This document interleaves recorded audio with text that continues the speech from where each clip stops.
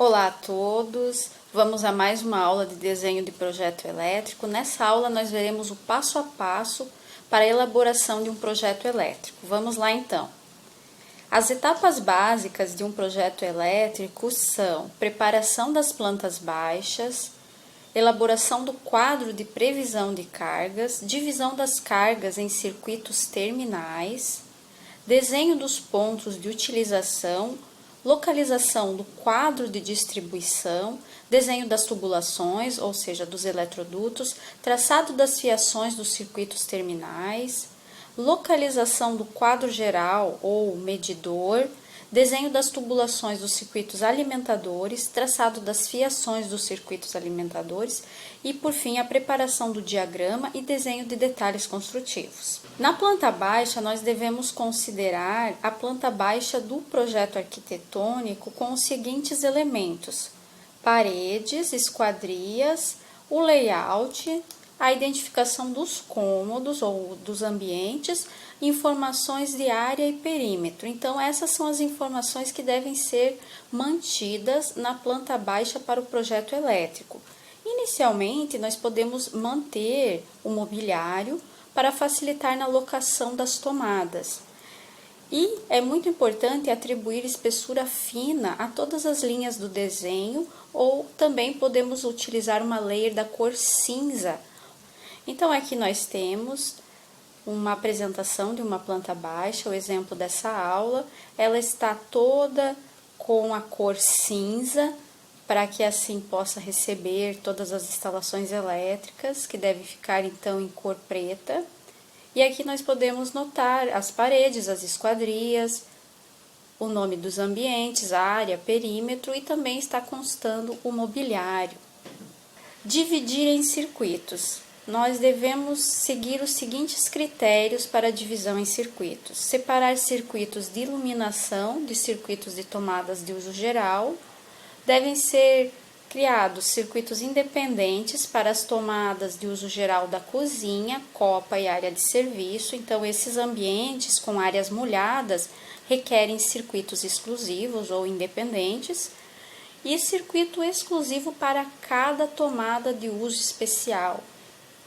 Dividir em circuitos. Então, nós iremos dividir em circuitos de iluminação, circuitos de tomadas de uso geral da cozinha e da lavanderia, demais circuitos de tomadas de uso geral, circuitos de tomada de uso especial do chuveiro elétrico, tomada de uso especial do ar-condicionado, tomada de uso especial de máquina de lavar roupa, tomada de uso especial de máquina de lavar louça, e assim por diante. Conforme a existência de equipamentos especiais, deve-se atribuir uma tomada de uso especial, como torneira elétrica, alguns fornos micro-ondas, forno elétrico, entre outros equipamentos que tenham a potência elevada. O quadro de distribuição, o QD, ele traz a conexão com o padrão de entrada de energia elétrica e recebe os condutores que vêm do medidor. Esse quadro ele dá origem aos circuitos, distribuindo para toda a residência, e também contém os dispositivos de proteção, os disjuntores. O quadro de distribuição deve ficar localizado em local visível, de fácil acesso, em ambiente de circulação ou serviço, próximo às maiores cargas e também próximo, dentro do possível, ao medidor. De preferência, o quadro de distribuição ele não deve ficar em paredes que passam instalações hidráulicas. Então, aqui nós temos a nossa planta baixa e a identificação, a localização do quadro de distribuição, o QD. Então, ele está aqui numa área de fácil acesso, um local seguro. Locação dos pontos de iluminação. No mínimo, deve haver um ponto de luz fixo no teto por cômodo comandado por interruptor de parede. Distribuir os pontos de iluminação uniformemente no cômodo, e admite-se instalação de ponto de luz na parede, que são as arandelas, em locais como escadarias, depósitos, despensas, lavabos, varandas. Então, nós podemos ver, agora nós já temos a locação dos pontos de iluminação na nossa planta baixa. As lâmpadas elas são comandadas por interruptores. Nós podemos ter interruptores simples para lâmpada comandada a partir de um ponto, interruptores paralelos para lâmpadas comandadas a partir de 2 pontos ou interruptores intermediários, que associam-se aos paralelos para oferecer 3 ou mais pontos de comando para a lâmpada. Os interruptores podem ter uma ou mais seções, teclas, e cada tecla é um ponto de comando. Usam-se letras minúsculas para identificar a relação entre o ponto de comando e a lâmpada comandada. Então, é isso que nós vemos aqui. Nós podemos notar agora a representação do comando de cada lâmpada, dos interruptores. Nós vemos letras minúsculas, como, por exemplo, o destaque aqui, nós temos um interruptor paralelo, com a letra minúscula I, onde ele vai comandar em 2 pontos diferentes a mesma luminária, ou a mesma lâmpada nomeada como I. Locação das tomadas de uso geral, das TUG. Então, as tomadas de uso geral, relembrando, elas são destinadas a aparelhos portáteis, sem uso específico. Nós já vimos a quantidade mínima de tomadas por ambientes, aqui tem um quadro resumo para relembrar as quantidades mínimas por ambientes. Aqui nós temos a alocação das tomadas de uso geral, aparecendo na nossa planta baixa. Notem que é importante analisar a posição do mobiliário. Nós vemos aqui a indicação das tomadas próximas aos pontos que já estão estabelecidos no mobiliário. Locação das tomadas de uso específico ou de uso especial, que são destinadas aos aparelhos fixos, conforme previsto em projeto. Então, equipamentos que absorvem corrente igual ou superior a 10 A devem possuir uma tomada de uso específico e a potência ela é considerada a potência acima de 1.500 watts. Essas tomadas de uso específico elas são posicionadas de acordo com a utilização dos aparelhos, no máximo a 1,5 m de distância. Agora, nós podemos notar aqui em destaque, na cor vermelha, algumas tomadas de uso específico. Para o banheiro, uma tomada alta, para o micro-ondas, na cozinha, máquina de lavar roupas, na lavanderia, secadora de roupas, dentre outras que ainda, dependendo da residência, possa ser necessário, como, por exemplo, aqui não poderia ter também tomadas de uso especial para ar-condicionado, torneira elétrica, entre outros equipamentos. Previsão de carga de iluminação. Nós devemos considerar a potência mínima dos pontos de iluminação. Cômodos com até 6 metros quadrados deve-se ter, no mínimo, 100 volt-ampere. Lembrando que volt vezes ampere é igual a watts. Então, nós temos que 100 volt-ampere é igual a 100 watts. Então, vocês podem ver que em alguns projetos vai ter essa indicação, essa nomenclatura, volt-ampere, ou outros projetos em watts.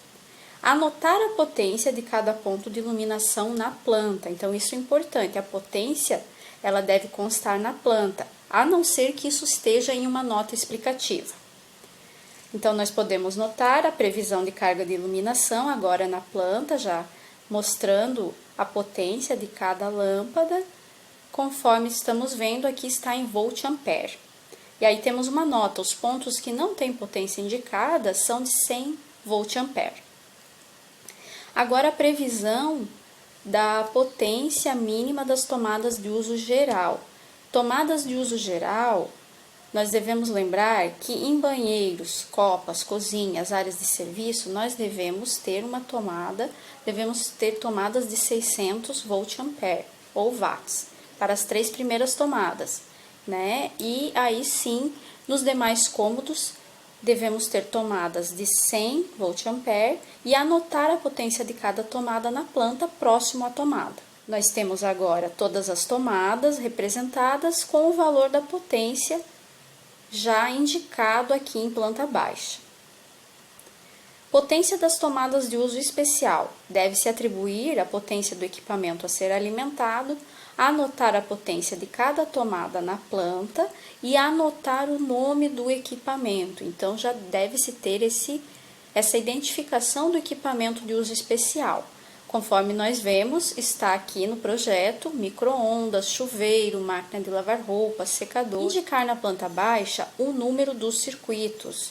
Deve-se primeiro ter essa divisão dos circuitos no dimensionamento e representar essa indicação em planta baixa. Traçar os eletrodutos. Os critérios para traçar os eletrodutos são partir do quadro de distribuição, interligar os pontos de iluminação no teto, ligar os interruptores e tomadas ao ponto de iluminação de cada cômodo, sempre procurar os caminhos mais curtos, evitar cruzamentos, evitar mais de 6 eletrodutos nas caixas de passagem de teto ou 4 eletrodutos nas caixas de parede. Então, deve-se seguir esses critérios ao se traçar os eletrodutos no projeto elétrico. Aqui nós vemos apenas alguns traçados de eletrodutos interligando os pontos de iluminação no teto. A representação é com uma linha reta, quando os pontos estão no mesmo nível, e quando há um desnível, como por exemplo, eletroduto saindo de um ponto de luz, indo para um interruptor ou para uma tomada, nós temos essa linha mais curva, indicando que há um desnível. Identificar os condutores. Nós devemos identificar os condutores que passam pelo eletroduto, utilizando a simbologia gráfica normatizada. Identificar os circuitos que pertencem, a que circuitos pertencem os condutores. Aí nós vemos aqui anotar as dimensões dos eletrodutos e condutores. Dimensão do eletroduto, nós vamos utilizar a representação do φ, que é o diâmetro. Aqui nós temos diâmetro do eletroduto de 20 milímetros. Então, de posse das dimensões dos eletrodutos e dos condutores, devemos inserir esses valores nas plantas. Quando temos valores comuns, eles podem ser colocados em notas explicativas. Notamos também dimensão do condutor, que é a área da seção transversal do condutor de cobre. Aqui tem esse símbolo e utiliza-se o valor em milímetros quadrados. Também devemos identificar os circuitos, já foi comentado, e pode-se utilizar linhas de chamada para essas representações. Representar a entrada de alimentação, o poste, o ramal de entrada, a alimentação de energia, e o quadro medidor, aquele quadro que ele deve ser acessível para que sejam feitas leituras pela concessionária de energia, que fica próximo ao passeio, à calçada.